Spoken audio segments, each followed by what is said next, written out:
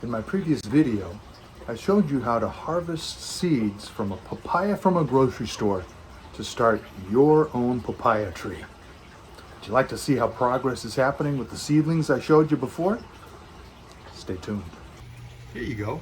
Those few little seedlings that had started to come up, well, a whole bunch of them clustered in one side of that pot have really taken off.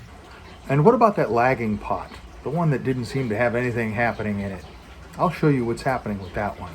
And the other pot that was lagging, there's a few in there too. I would call that success.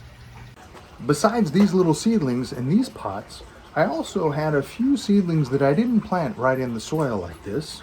I saved them to plant in my other system, as I mentioned. By that I was referring to my aquaponics system. Let's see how those did.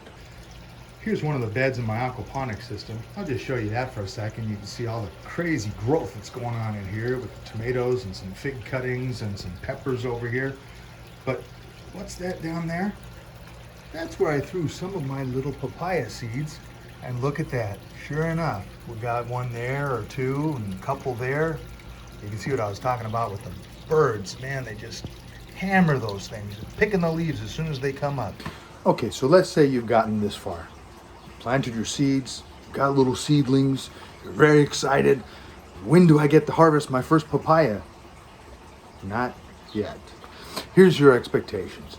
First of all, you should expect that you're going to lose a few of those. A lot of those little seedlings just won't make it. In the transplanting process, which we'll go over after a while, when my seedlings get a little bigger, I'll do a follow-up video on that. But untangling the roots from each other and that sort of thing will cause some stress, and some of them will not make it. We'll talk about how we can assure some success of some of the ones that do make it though.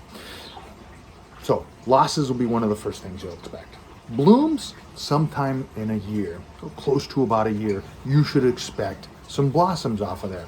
And within a year and a half or so, you could expect your first fruit. If you have any ideas for other subjects you'd like to see me cover, either in the garden or any place a cowboy might go, let me know, and I'll be sure to put it on a list and see what I can come up with. Don't forget to like and subscribe. I appreciate your support. And remember your cow bees. Be kind, be considerate, and above all, be erudite.